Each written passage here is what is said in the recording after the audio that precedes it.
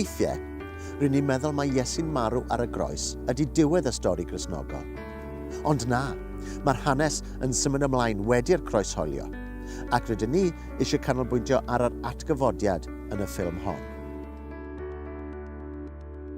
Falla'ch bod chi'n gofyn, pa un yw'r pwysicaf, y croesholio neu'r atgyfodiad?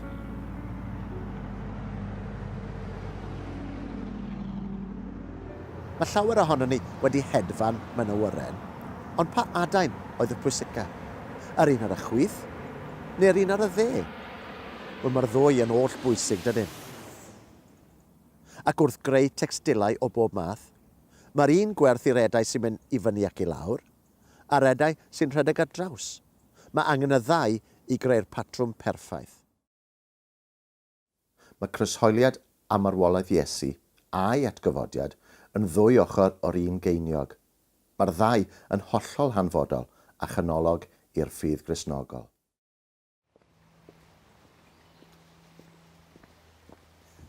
Mae ein pechod, sef y pethau drwg mae pawb yn ei gwneud, yn torri ni ffwrdd oddi wrth Dduw nawr ac am byth.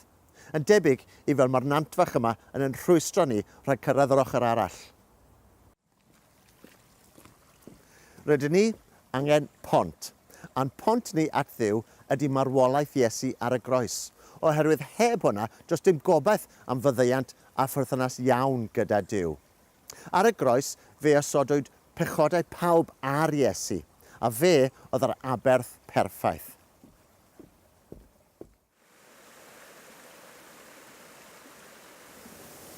Mae'r atgyfodiad yr un mor bwysig â'r croeshoeliad. Mae'r atgyfodiad yn profi mae Iesu yw mab Duw ac yn addewid o fywyd newydd.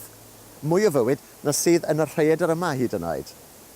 Dyma addewid Iesu i bawb sy'n credu ynddo. Y fi yw'r atgyfodiad a'r bywyd. Bydd y sawl sy'n credu yno fi yn byw ei fod yn marw. Roedd Iesu hefyd wedi dweud wrth ei ddisgyblion y byddai'n atgyfodi. Ioan, pennod 14, adnoddau 18 ac 19. Wna i ddim eich gadael chi ar eich pennau eich hunan. Dwi'n mynd i ddod yn ôl ato chi. Cyn hir fydd y byd ddim yn fy ngweld i eto, ond byddwch chi yn fy ngweld i. Am fy mod i'n mynd i fyw eto, bydd genoch chitha fywyd.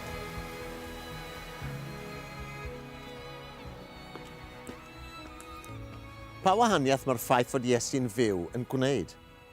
Rydyn ni am ddilyn hanes un dyn, sef Pedr, a gweld y gwahaniaeth nath yr atgyfodiad iddo fe yn bersonol.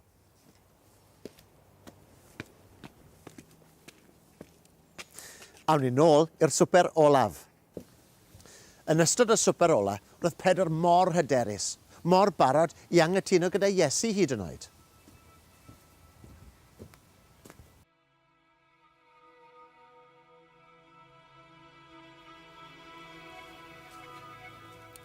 O'r swper, ath Iesu i weddio yn yr ardd, a gofyn i Pedr aros yn effro gyda fe. Beth ddigwyddodd? Mathew pennod 26, adnodau 40 a 41. Pan aeth yn ôl at ei ddisgyblion, roeddan nhw'n cysgu. Cmeddai wrth Pedr, felly allech chi ddim cadw golwg gyda mi am 1 awr fechan. Cadwch yn effro a gweddiwch y byddwch chi ddim yn syrthio pan gewch chi'ch profi. Mae'r ysbryd yn frwd, ond y corff yn wan. Aeth Iesu nôl at nhw ddwywaith eto, a'i cael yn cysgu bob tro. Roedd Pedr yn wan ar adeg honno, yn gysglyd. Doedd e ddim yn gallu aros yn effro i gefnogi Iesu yn ystod un o oriau anoddaf i fywyd. Ond, pa ddeith pobl i arestio Iesu, a mae tebodd Pedr yn wyllt. Yna, dyma Seimon Pedr yn tynnu cleddyf allan ac yn taro gwas yr archoffeiriad a thorri ei glus dde i ffwrdd. Wedi i Iesu gael ei arestio yn yr ardd a'i arwain i ffwrdd i wynebu cyhuddiadau'r offeiriad, be nath Pedr pan gafodd ei adnabod fel un o ddilynwyr Iesu? Mathew pennod 26, adnodau 74 a 75. Dyma Pedr yn dechrau rhegi a milltithio. Dwi ddim yn nabod y dyn, meddai. Ar y foment honno dyma'r ceiliog yn canu. Yna cofiodd Pedr beth wedodd Iesu. Byddi di wedi gwadu dy fod i'n fy nabod i 2 gwaith cyn i'r ceiliog ganu.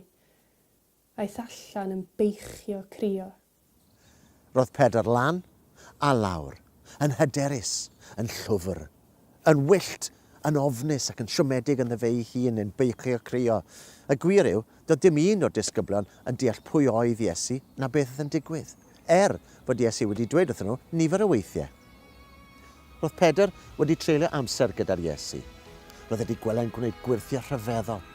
Roedd wedi clywed yn sôn bod ei gorff yn mynd i gael ei dorri a'i waed yn mynd i gael ei dywallt yn mwyn ni.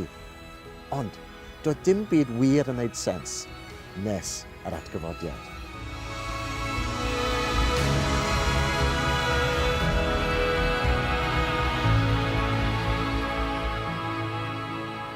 Ar ôl i'r merched weld y bedd gwag, fe dderbynio nhw neges gan yr angylion.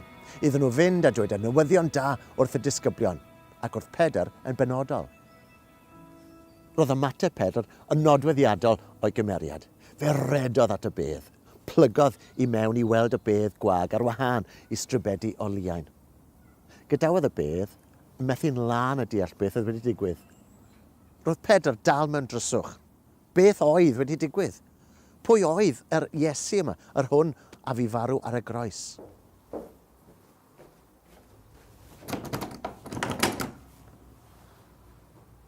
Ar ôl i'r Iesu farw, roedd y disgyblion gyda'i gilydd mewn stafell gyda'r drysau wedi cloi, achos o'n nhw'n ofni'r awdurdodau. Ond, roedd pethau ar fin newid yn rhyfeddol. Roedd y disgyblion wedi mynd i bysgota i Lyn Galilea. Daeth Iesu yno i fwyta a siarad gyda nhw. Siaradodd yn benodol gyda Pedr, a gofyn iddo 2 gwaith os oedd e'n ei garu. Nid cyd-ddigwyddiad ydy hyn.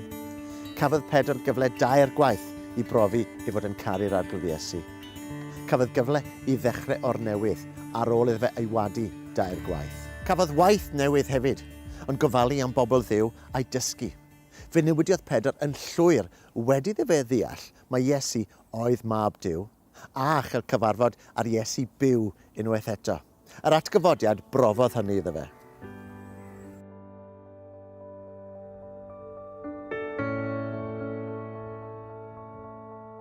Mae'n hanfodol y bod ni'n deall pwysigrwydd yr atgyfodiad. Mae'n profi pwy yw Iesu. Mae'n dangos fod Duw wedi derbyn aberth Iesu ar yn rhan. Mae hefyd yn dangos bod gan Dduw y pŵer i'n codi ni ar ôl i ni farw. Mae'r ffaith fod Iesu wedi atgyfodi yn golygu bod unrhyw un sy'n credu ynddo fe yn mynd i gael ei atgyfodi i fywyd tragwyddol, sef bywyd am byth yn y nefoedd. Fe newidiodd bywyd Pedr yn llwyr ar ôl iddo fe ddeall fod Iesu yn fyw. Ac mae'n deall fod Iesu yn fyw yn parhau i newid bywydau heddiw. Gobeithio y gewch chi amser arbennig yn trafod gyda'ch gilydd. Hwyl fawr!